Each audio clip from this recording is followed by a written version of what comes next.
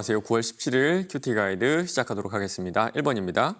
하나님께서 음란한 아내가 낳은 자식을 긍휼히 여기지 않으신 이유가 무엇입니까? 호세아가 고멜과 결혼해서 아기들을 낳은 지 꽤 오랜 시간이 지났습니다. 호세아가 지금 자기 아내의 부정적 행실을 지금 아이들에게 얘기해주고 있는 모습을 살펴보면요. 그 아이들이 사춘기 정도는 훌쩍 지나지 않았을까라고 추측해 볼 수가 있습니다. 그 사이에 고멜은 집을 나가서 다시 예전에 하던 일, 창기의 일로 돌아갔던 거예요. 이렇게 한 집안에서 일어났던 일은요, 사실 이스라엘의 날의 축소판입니다. 그동안 호세아는 음란한 아내 고멜을 되돌리기 위해서 최선을 다했을 거예요. 음란을 멈추고 정상적인 관계로 돌아오게 하려고 온갖 노력을 다했을 겁니다. 그러나 그런 노력에도 불구하고 이 고멜의 음란함을 멈출 수가 없었던 거예요. 지금 호세아는요, 하나님의 심정을 그대로 느끼고 있어요. 우리 하나님께서는 노예였던 이스라엘 백성들을 당신의 신부로, 당신의 백성으로 아무 조건 없이 부르셨죠. 그러나 지난 1000년 동안 이스라엘 백성들은 끊임없이 우상을 숭배하며 영적인 간음을 해왔던 겁니다. 그리고 그걸로 끝난 것이 아니라 자손 대대로 우상 숭배를 가르쳐 왔어요. 지금 호세아는요, 자신의 자녀들에게 너희 어머니의 음란함을, 부정함을 지금 보고 판단하라 그래요. 그런데 이 아이들이 그 어머니의 음란함을 음란함으로, 어머니의 잘못됨을 잘못으로 판단할 정도로 제대로 자랐을까요? 어머니 고멜로부터 순결한 삶이 무엇인지, 정결한 삶이 무엇인지 배우면서 이 아이들이 자랐을까요? 그렇지 않았을 겁니다. 아마도 그 어머니의 음란한 삶을 보며 자라왔을 것이고, 사춘기가 지난 지금 이 아이들도 비슷한 삶을 살고 있었는지 몰라요. 우리 하나님께서는요, 부모의 죄를 자식에게 묻는 그런 분은 절대로 아닙니다. 그러나 지금 호세아와 고멜 사이에서 태어난 아이들은요, 어머니의 음란함을, 그 삶을 따라서 살고 있을 거예요. 그래서 긍휼히 여기시지 않는다 말씀하신 겁니다. 2번입니다. 하나님께서 음란한 아내인 이스라엘을 돌이키시기 위해 어떤 일을 행하셨습니까? 6절 7절인데요. 그러므로 내가 가시로 그 길을 막으며 담을 쌓아 그로 그 길을 찾지 못하게 하리니 그가 그 사랑하는 자를 따라갈지라도 미치지 못하며 그들을 찾을지라도 만나지 못할 것이라. 그제야 그가 이르기를 내가 본 남편에게로 돌아가리니 그때 내 형편이 지금보다 나았음이라 하리라. 지금 호세아는요, 아내의 부정을 막기 위해 최선을 다해 노력하고 있습니다. 호세아의 아내 고멜이 간음의 상대를 찾아서 길을 나섰는데요, 가시를 만들어서 지나가는 길을 어렵게 하기도 하고요, 담을 쌓아서 그 가는 길을 막아버리기도 합니다. 그래서 상대방을 애초에 만나지 못하도록 원천무죄라는 거예요. 그 길을 다니면서 피로감에 힘들고 지친 아내가 하는 수 없이 남편에게 돌아가려고 지금 마음을 먹고 돌아오는 겁니다. 그런데 그 마음이 변화됐을까요? 그렇진 않죠. 그 마음이 변화되어서 자발적으로 남편에게 돌아온 것은 아닙니다.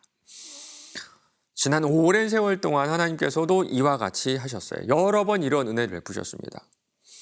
바알에게 아무리 기도해도 비가 오지 않았고요, 아세라에게 아무리 제사를 지내도 가축의 풍성함을, 가축의 부요함을 누리지 못했어요. 그때 이들은요, 이 우상에 대한 헛헛함, 우상 숭배에 대한 무의미함을 느끼고 좀 허탈한 마음으로 하나님께 다시 돌아올 수밖에 없었습니다. 하나님께서는요, 이렇게 이스라엘 백성들이 더 이상 죄를 지지 않도록 수없이 여러 가지 방법과 모양으로 노력해 오셨던 거예요. 3번입니다. 하나님께서 주신 축복의 선물을 이스라엘 백성은 어떻게 사용하였습니까? 8절 보겠습니다. 곡식과 새 포도주와 기름은 내가 그에게 준 것이요 그들이 바알을 위하여 쓴 은과 금도 내가 그에게 더하여 준 것이거늘 그가 알지 못하도다. 곡식과 포도주, 은과 금도 모두 다 하나님께서 이스라엘 백성들에게 허락해 주신 거죠. 그런데 다시 그것을 가지고 바알에게로 갔던 겁니다. 이들은 왜 그렇게 우상을 끊어내지 못했을까요? 여러 가지 생각이 드는데요. 한 가지로 종합해 보면 우상은요, 마치 지금 우리가 하는 복권과도 같았기 때문이에요. 우리 하나님 이렇게 말씀하시죠. 심은 대로 거둔다. 하나를 심으면 하나가 나고요, 둘을 심으면 둘이 납니다. 그런데 우상은요, 더 큰 풍요를 약속하기 때문이에요. 하나를 심어도 바알을 잘 섬기면 열을 주고요, 둘을 심어도 아세라에게 제사를 잘 지내면 수물을 준다고 믿었기 때문이에요. 하나를 주시면 하나를 잘 심어서 거기에 난 소출로 감사하며 자족하며 살아야 되는데요. 그걸 가지고 10개를 만들기 위해 다시 바알에게로 달려갔던 겁니다. 4번입니다. 피조세계를 주관하신 하나님께 돌려야 할 감사를 잊어버리고 바알을 섬긴 대가로 받게 된 형벌에 대해 묵상해 봅시다. 9절부터 쭉 나오는데요. 가장 먼저 보면 먼저 다 가져가시죠. 지금까지 주셨던 축복들을요 다 걷어가세요. 어디까지 가져가시냐면요. 벌거벗을 정도로 다 가져가시고요. 그리고 그 장소가 어디냐면 그들이 그토록 사랑하고 그토록 섬겼던 바알과 아세라의 그 신전 앞이에요. 이제 내가 그 수치를 그 사랑하는 자의 눈앞에 드러내리니 그가 내 손에서 건져낼 사람이 없으리라. 그를 내 손에서 건져낼 사람이 없으리라. 바알과 아세라 앞에서 다 잃어버리는 수치를 겪게 된다 그런 말씀입니다. 여기서 끝이 아니죠. 11절 보면요. 지금까지 해왔던 모든 종교적 예식과 축제를 끝내시고요. 12절에서는요. 땅에 기근이 들게 하세요. 마지막 13절은요. 포로가 될 것이라는 그런 예언입니다. 맞습니다. 그들은요. 하나님을 잊고 산 날만큼 그만큼의 벌을 받게 될 거예요.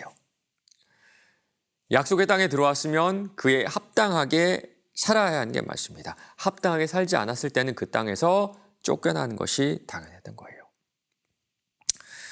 마지막 5절입니다. 내 힘과 능력으로 일구었다고 생각했던 모든 일이 하나님의 은혜가 있었음을 깨닫고 있습니까? 하나님께서 은혜를 거두어 가시고 난 뒤에야 하나님의 축복이었음을 알게 되었던 것에 대해 생각해 봅시다. 요즘 우리가 찬양 시간에 잘 부르는 은혜라는 찬양 보면 이런 가사가 있더라고요. 모든 것이 은혜, 내 삶에 당연한 것 하나도 없었던 것을 모든 것이 은혜, 모든 것이 은혜였죠. 우리는요 좀 지나고 나면 깨닫는 참 어리석은 그런 존재 같습니다. 저도요 그런 적이 참 많은 것 같아요. 그래서 제가 선택한 거는요 오늘 하루를 최선을 다해 사는 겁니다. 그리고 오늘 하루 최선을 다해 사는 것을 감사하며 사는 거예요.